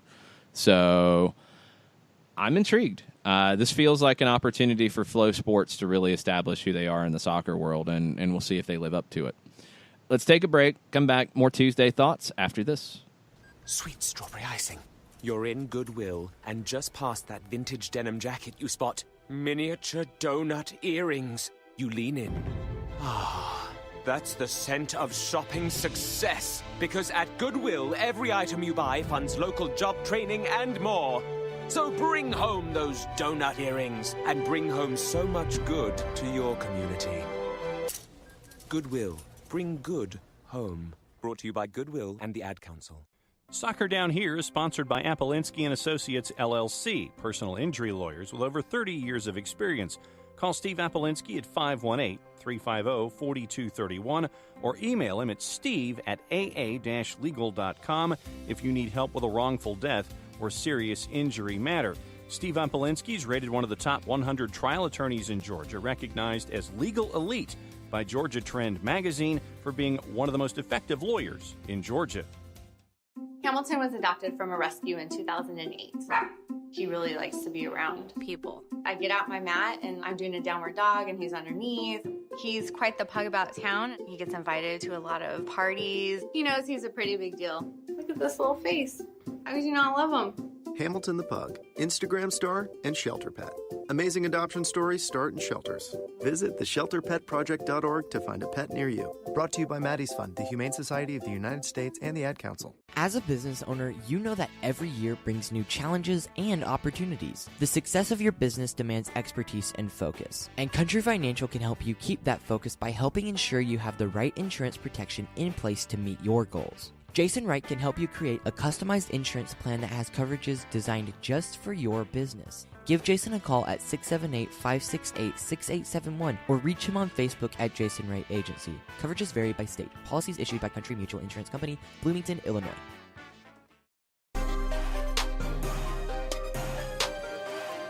Welcome back. Tuesday Thoughts edition of Soccer Down Here. Let's get back to the timeline on Twitter at Soccer Down Here. If you got Tuesday Thoughts, now's the time to send them in if you have not already. Percy Herrera has been chiming in. We talked the Dallas draft pick and Atlanta goalkeeper, ATL UTD2 signing. I think it's a lot to be worried about that really doesn't factor in too much. I don't think it's going to be an issue. I don't know, Josh Eisenberg, if I would give Dallas credit for pulling a brilliant zero-risk deal. It's better than a pass, I guess, at that pick because it's something, but I don't think it's going to factor into anything for anybody. I think it's just a pick on paper that means nothing, honestly. And I then would also disagree with the flip side that ATL UTD fan number one said, for me, what FC Dallas did was a bad move, and they will now be low on the totem pole for deals with Atlanta United in the future. Public enemy number one. Yes, they had the right to, but bad publicity move. I just think it's silly, to be perfectly honest. I don't think there's any value in it for Dallas. I don't think there's any real fear of losing value for Atlanta. I think it's just a goofy move to get people talking. Honestly, I don't think it's anything we're going to be talking about in another day. Probably shouldn't even still be talking about it now. So it's nothing. I don't think it's going to prevent Atlanta from doing business with Dallas down the road. But I don't think Dallas is really looking to do business with teams in the league, to be honest. I think Dallas is worried about developing players and moving them out of the league and finding good bargains to bring into the league. That's going to be what they focus on. I don't think they're looking to make trades or anything like that. And with this, we'll see. I just don't think there's anything that they're offering that Atlanta United 2 is not going to offer more of. And again, he's number 5 on the depth chart here in Atlanta right now. I think it'll be okay. Back to the valuation of Miguel Almiron and how this is going down and what it means and big picture stuff about it. Tafka says there's also the fact that the valuation is not being placed on Almiron by an MLS front office inexperienced in world soccer. Darren Eales has loads of high-end transfer valuation. He knows what Almiron is worth. And Frank Marrow has a point. He says Almiron is worth exactly what the market will pay, nothing more, nothing less. That's absolutely true. That's what's interesting about this is I don't think people have any clue what the market will pay right now for a top-level MLS player. Part of establishing what the market will pay is, in my opinion, holding firm to your belief that he is worth what you value him at. And if the market does not pay that now, you're going to be holding firm to that to believe that they will pay it in the summer window. And that's going to be the self-evaluation at the end of the window that I would assume would happen if a deal doesn't get done is, was the market not there right now for the player at this number because it's the January window, or do people just not believe in the MLS player to that degree yet? Will that change in 6 months? These are the things that will spin off of this. But, Jared, I think these big high-level questions are the reason why it's important to see this through and not just take a deal to take a deal. I think you have to put this work in to see what the market will truly pay. Yeah, and you gotta like we talked about earlier. You have to see it through, and you have to put your heels in the sand sometimes. And it'll come off as stubborn at times. I mean, it does all the time in the world transfer market. We talked about it last night with Nick. That in the world game, you have moves going on all the time, and you have posturing all the time. Stuff gets done, stuff doesn't get done. There's comments in the media, there's stuff that gets leaked, there's stuff that gets withheld. It is just this really convoluted dance, except the floor is on fire and it is also spiders. But this is a thing you got to kind of see through all the way through. And yeah, like I said earlier today, I think if you saw Atlanta bounce back off and say, okay, we'll take 18 million clean, with no sell on or whatnot, then you set a precedent that, okay, when we deal with them, all we have to do is kind of lean on them and wait them out for not even half of the window. And, they'll back off and you can get what you need out of them for, potentially less than the asset is worth. This is, if your thing about the floor being spiders, adding MLS into this, I don't know what other craziness that it brings into it, but that is a new addition to this type of deal. This is not Miguel Almiron at Real Betis potentially moving to the Premier League. This is Miguel Almiron at Atlanta United, a 2-year-old club in Major League Soccer, a 20-plus-year-old league, potentially moving to the Premier League. I think that has a huge impact on the way this is being handled on the English side of it, and especially the Newcastle side, both from the club and from the media and the fan base. Because you have a lot of fans who don't understand why an MLS player would be worth that amount of money, because they don't rate the league. And they're wrong. They're absolutely wrong. Well, we've heard players rate the league, not just in England. I shouldn't say that. But exactly. I mean, you see the comments came out of David Accam the other day and talking about playing, I believe he played in Sweden or Switzerland, one of the two. Talking about, MLS is, he said, MLS isn't a joke. You've had players come up from South America and talk about it. You've had, Chris McCann come over here and talk about rating the league. The players rate the league. I imagine that, staff management is listening to the players and getting an idea of those who have been there. You can talk to a Jack Harrison and get an idea, of a guy who came up through it and had to learn and adjust in MLS before adjusting over in Europe and doing a nice job of the Isles now. But yeah, you've got to worry right now about the teams rating the league. The fans will figure it out eventually, in theory, or not. because and there's the still clubs and the media should figure it out as well. And what's funny about this one, John, is Newcastle has a guy who developed in the league in DeAndre Yedlin. Yeah. And, to your point, I think that when it comes to MLS as an added element to this entire narrative, you're the first team that is doing this in this league. And at this scale, I think is the important at this scale. Because it's happened, but not with this type of dollar figure attached to it. And the precedent that can be set one way or the other. You stick to your guns, you get your number.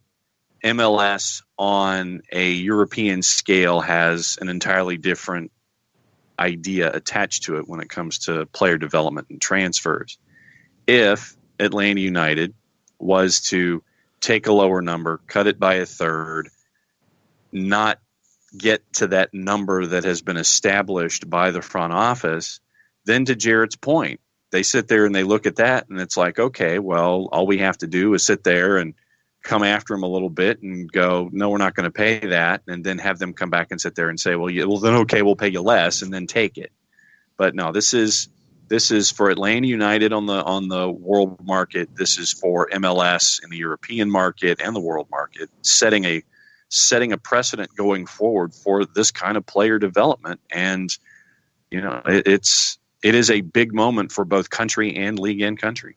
I mean, it's not quite the epic Kenny Rogers song, The Gambler, but it's getting there because this is a big deal and you got to know how to handle it. And you got to have the guts to see it out, because if you took $20 million and you said, yeah, we're happy with this is good. If you hadn't said, hey, we value the guy at 30, if you took that lower number and there hadn't been that public valuation, I think you probably could have got more, but nobody would have, really said, oh, yeah, you failed. This case, I really think it is establishing the league as a selling league. Don Garber mentioned it, that the league is becoming a selling league. I think this is the deal that establishes that, and this is the deal that can truly make it happen. Let's go to break, but one thing before we do, the Garlic Bread Warlord thinks that he could be best friends with Frank de Boer because they both can't stand Inter Milan. He said Tango and Cash with a Dutch influence, and David C. Bell too on Twitter says Van Tango and De Cash is how that would go down. I could see that. There's a random J in there somewhere that just throws off your idea of what it would be pronounced, but possibly. Man, Dutch is, of all the languages, Dutch is the one that I'm the worst at when it comes to pronouncing names. I just have to wait for someone else to do it. It's very possible, but yes, I feel like you could see Nick and Frank sharing a nice pasta and just blasting Inter Milan on a regular basis. I could see that happen. All right. Final break. We'll be back to wrap up the show on a Tuesday Thoughts version after this. The average time a resume spends on an HR manager's desk is 7 seconds, and most of them are tossed aside. Now imagine if one of those resumes belonged to Yasmin, who was living in a shelter, juggling 3 jobs. I had to be resilient. That's something that you can't teach. We rely so much on a resume, yet it could never tell the full story of someone who had to be independent and take initiative. And that's how I handle every project I get. Discover new ways to develop great talent at gradsoflife.org. Brought to you by Grads of Life and the Ad Council. We know that every driver is different, and a one-size policy does not fit all. That's why Country Financial offers a variety of discounts, so you get the coverage you need and the savings you deserve. From good driver to good student, multi-policy to multi-car, we've got a discount to suit every driver. Call Jason Wright at 678-568-6871 today to see what you could save. On Facebook at Jason Wright Agency, or by phone at 678-568-6871. Discounts vary by state. Policies issued by Country Mutual Insurance Company, Country Preferred Insurance Company, or Country Casualty Insurance Company, Bloomington, Illinois. Hey, hon, what you doing with your phone? Taking pictures? No, I'm asking it questions. Like what? Hey, Bobo, do flowers have best friends? I'm sorry. I'm afraid I don't know that. Hey, follow me. I want to show you something. Look, flowers do have best friends. Whoa. Some answers can only be found in nature. Discover the unsearchable. Visit discovertheforest.org to find a trail near you. Brought to you by the United States Forest Service and the Ad Council. Soccer Down Here is sponsored by Appolinsky & Associates, LLC, personal injury lawyers with over 30 years of experience. Call Steve Appolinsky at 518-350-4231 or email him at steve@aa-legal.com if you need help with a wrongful death or serious injury matter. Steve Appolinsky is rated one of the top 100 trial attorneys in Georgia, recognized as legal elite by Georgia Trend magazine for being one of the most effective lawyers in Georgia.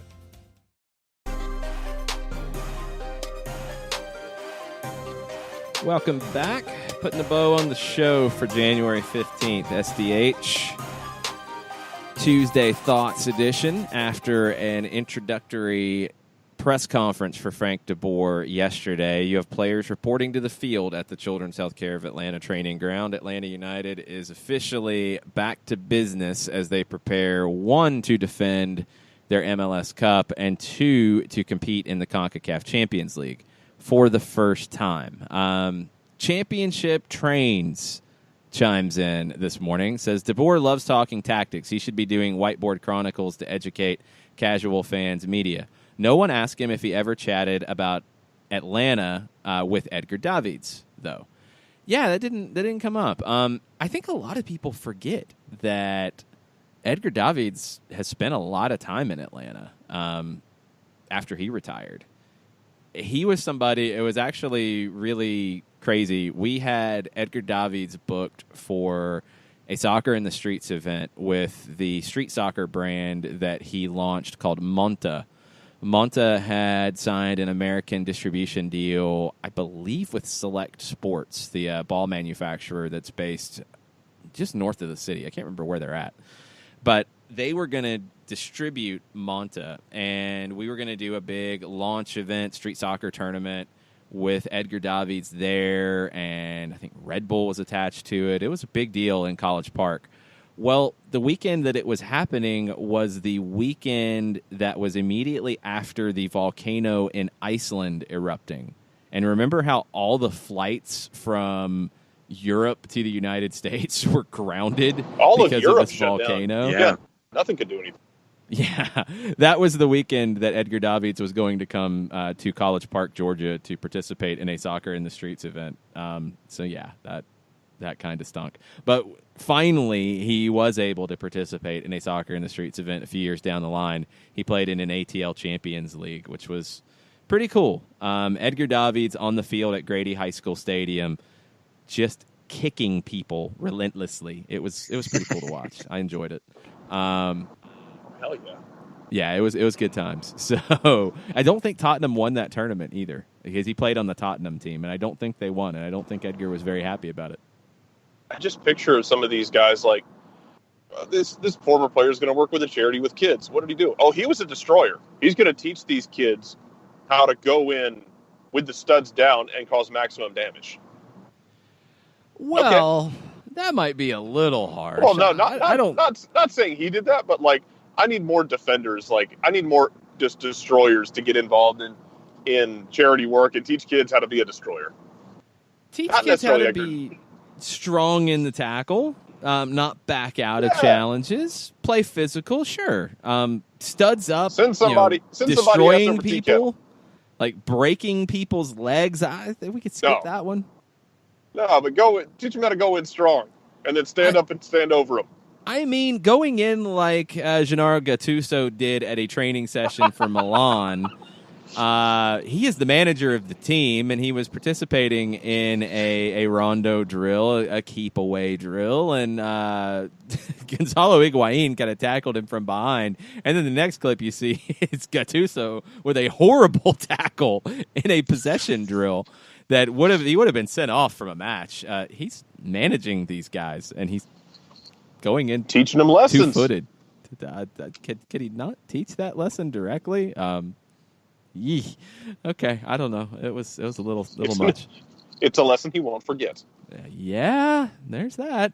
Frank Marrow with the final word on Twitter this morning, and this is a bit of back and forth about that valuation of Miguel Almiron and Newcastle and where it goes and what might happen. And Frank says it's absurd for Newcastle not to pay him. The incremental revenue difference between the Premier League and the Championship is well over £100 million a year. And Newcastle, from interviews, folks in the Newcastle front office have said that they lost £90 million when they were relegated the last time. They did bounce back immediately the next year, but that year in the Championship cost them £90 million. Frank goes on to say $30 million versus $20 million, talking about the transfer fee for Almiron, and it might be a little bit closer than that, truly. Said assuming 3-year contract is $10 million versus $6.67 million per year, $3.4 million versus $100 million in lost revenue, would need to buy 2 other players too, but still. Maybe they would, maybe they wouldn't, but they need something. I think that is obvious if you've watched Newcastle recently.